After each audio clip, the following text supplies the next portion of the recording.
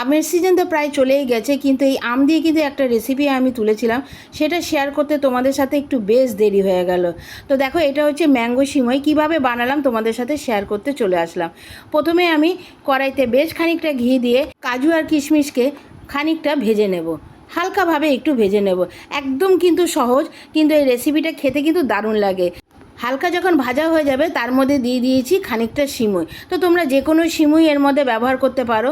এবার সিমুইটা যখন ঘিতে একটু ভাজা হয়ে যাবে তার মধ্যে দিয়ে দিয়েছি বেশ খানিকটা দুধ আর পরিমাণ মতন দিয়ে দিয়েছি চিনি। চিনিটা কিন্তু অবশ্যই তোমরা বুঝেই দিও।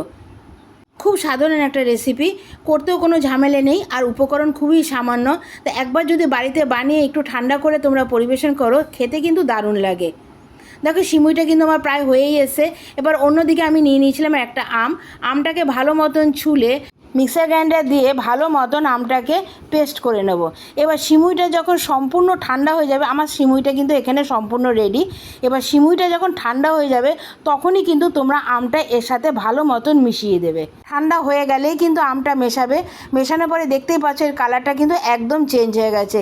এই রেসিপিটা খেতে কিন্তু দারুণ লাগে। ঠান্ডা ঠান্ডা তোমরা পরিবেশন করবে। কেমন লাগলো অবশ্যই কিন্তু আমাকে কমেন্টস করে জানাবে। রেসিপিটা ভালো লাগলে কিন্তু একটা লাইক, কমেন্টস আর এটা বন্ধুদের সাথে শেয়ার করে দিও।